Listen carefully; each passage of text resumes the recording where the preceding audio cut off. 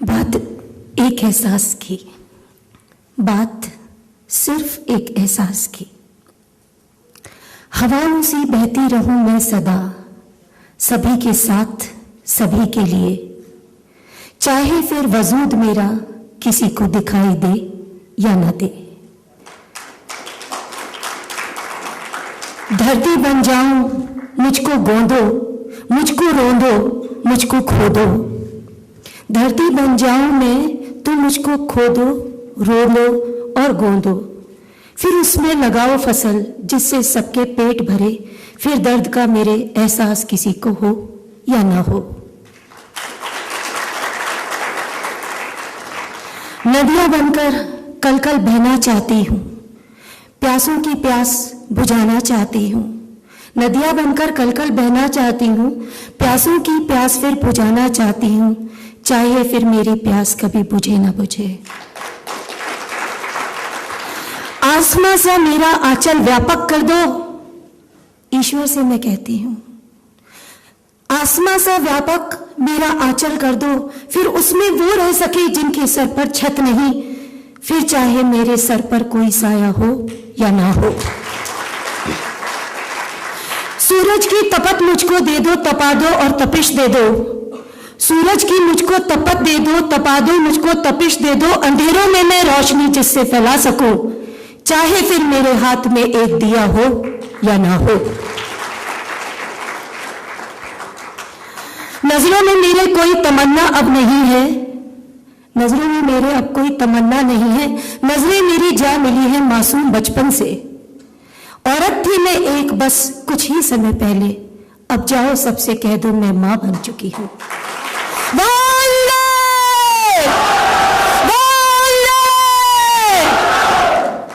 मां, मैंने कुछ नहीं किया किसी के लिए, मैंने कोई बड़ा काम नहीं किया, मैं एक बहुत साधारण सा इंसान हूं। बच्चों ने दिया है मुझको प्यार, मोहब्बत और ममता और ममत्व, मैं उनकी मां हूं। ये मेरी संतुष्टि के लिए मैंने किया, और जिंदगी में मुझे लगता है मैं सबसे ज्यादा खुश और संतुष्ट हूं। बहुत छोटेपन की बात मुझे याद आती है। मुझे हॉर्स राइडिंग का बहुत शौक था। मुंबई में चौपाटी पे मेरे पापा के हाथ से मैं छूट गई और मैं खो गई। चौपाटी पे खोने का मतलब है कि नहीं मिलना। तो मैंने एक व्यक्ति से कहा मुझे घुड़सवारी करनी, मुझे ये चिंता नहीं थी कि मैं खो गई हूँ, मेरे पापा का है बस। और किसी व्यक्ति ने मेरे को घोड़े पे बैठा दिया। घोड़े पे बैठा दिया तो वो जाने लगे। मैंने उनसे कहा मुझे गुब्बारे भी दिला दो। फिर उन्होंने मुझे गुब्बारे भी दिलाए और उन्होंने मेरे ही हाथ से पेमेंट करवाया उस बच्चे को। फिर उसके बाद में वो गुब्बारे मेरे हाथ में लिए, घोड़े पे बैठे बैठे और उनको उड़ा दिया। जब उसको उड़ा दिया मैं आसमान देख रही थी और आसमान के बाद सीधी मेरी नजर जा पड़ी उस बच्चे पर जिससे मैंने गुब्बारे खरीदे थे और जिसको पैसे दिए थे। उस पैसे से उसने फटाफट भाग के कुछ खरीदा, पाओ और खाया। तो मुझे बड़ी तकलीफ हुई कि देखिए मैं तो घोड़े पर बैठी हूँ। इतने में मेरे पापा भी आ गए। मैं घोड़े पर बैठी हूँ और गुब्बारे भी मांग रही हूँ और मिल भी गए और मैंने उड़ा भी दिए, और उसी पैसे से वो बच्चा अपनी भूख पूरी कर रहा है। That day was a striking day. मैं बहुत छोटी थी, लेकिन ये एक असलियत है। इसमें दुख भी था तो इसमें सुख भी था कि चलिए वो गुब्बारे बेचकर कम से कम पेट तो भर सकता है। वहां से सिलसिला शुरू हुआ। उसके बाद में पेंटिंग्स एक जरिया बनी। फैशन डिजाइनिंग मैंने किया, जैसे कि अभी आपको बताया। मुझे स्कॉलरशिप मिली, लेकिन मैंने कचरे के ढेर में से एक 6-7 साल की नन्ही बच्ची को कुछ ढूंढ कर खाते हुए देखा। She was totally naked. उसने कोई कपड़े अपने तन पर नहीं पहने हुए थे। तो जब मैं आ रही थी और मुझे लंदन के लिए स्कॉलरशिप मिली तो मेरी बहुत सारी फैंटेसीज थी, बहुत सारे सपने थे।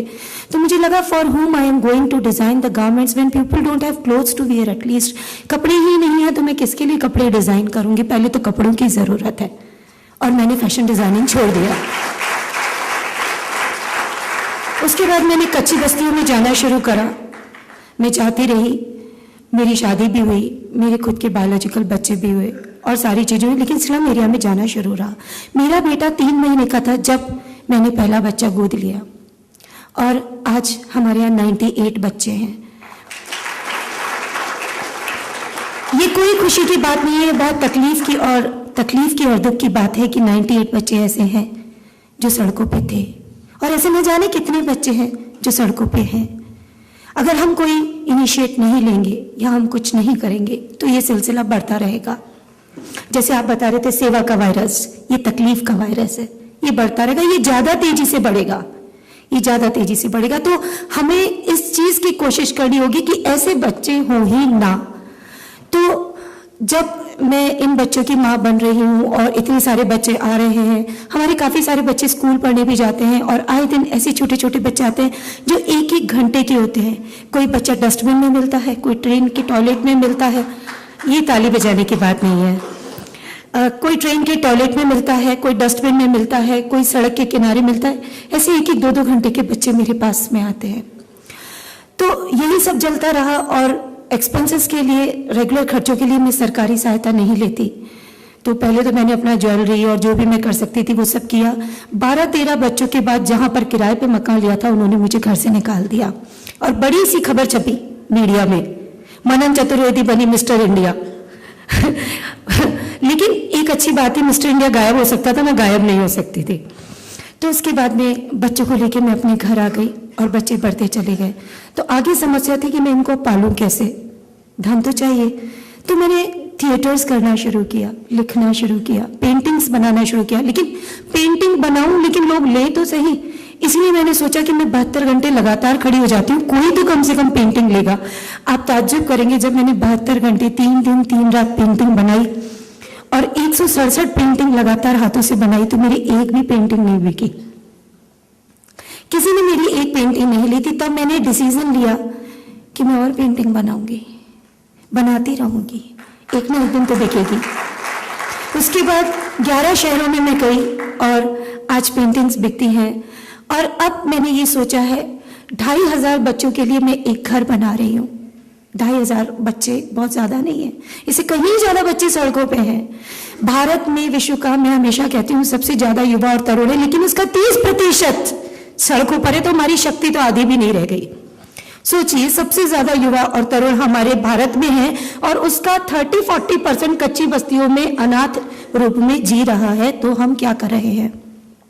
2500 बच्चों से कुछ नहीं होना, लेकिन ये एक शुरुआत है, ये एक अलग है जिसे हम जगा सकते हैं, जिसे हम शुरू कर सकते हैं। ऐसा मैंने सोचा। लोगों ने बोला आपके 3 बच्चे हैं, आपको और काम करने की क्या जरूरत है? भाई, मैं यही कहती हूं कि 3 बच्चे हैं इसलिए मुझे काम करने की जरूरत है। 98 बच्चे हैं, अब रुक जाओ, कैसे करोगे इतना कुछ? रुकना मेरा काम नहीं है। अब क्या करना है? अब ऐसे ही एक दिन अचानक बैठे बैठे मुझे यहां आने के बाद एक विचार आया। जब आप सबको देखा तो मेरी चिंगारी और आप लोगों की वाइब्रेंट, आप लोगों के अंदर की आग, मेरे को ऐसा लगा कुछ बड़ा हो सकता है। मैं सोचती हूँ कि आप उसमें साथ देंगे। ऐसे नहीं होगा, आज मैंने यहां खोदा, कल मैंने वहां खोदा, परसों मैंने वहां खोदा, पानी कहीं नहीं आएगा। आज मैंने वहां पेंटिंग की, लोग आते हैं, देखते हैं तमाशा और चले जाते हैं, इससे कुछ नहीं होगा। तभी मैंने सोचा कि क्यों ना यहां के, मैंने ये निर्णय लिया कि दिल्ली से हम शुरुआत करें, बिना किसी तलवार के, बिना किसी तीर कमान के, बिना किसी हथियार के। हम दिल्ली से शुरुआत करें पेंटिंग बनाने की 24-24 घंटे, और पूरे भारत में हम घूमें नॉन स्टॉप, और मुंबई में उसमें पूर्ण विराम लगाएं। और बात सिर्फ सुरमन संस्थान के 98 बच्चों की नहीं करें, पूरे भारतवर्ष के सभी बच्चों के लिए जो अनाथ है, जो परित्यक्त है, सड़क पर एक भी बच्चा ना हो, ऐसी गुहार करें। ऐसा मैं चाहती हूं, क्योंकि 3 बच्चे थे तो भी मैंने किया, अभी 98 बच्चे हैं तो भी करना है। तो क्यों ना हम एक ऐसी यात्रा की शुरुआत करें। ऐसा विचार मैंने यही आके किया जो अनंत हो, जिसका पूर्ण विराम बचपन घरों में हो, माता पिता की गोद में हो। मैं उम्मीद करती हूं आप सब इसमें साथ देंगे। मैं चाहती हूं कि इसमें आप सब साथ दें और मेरे को पूरा विश्वास है कि आप सब साथ देंगे।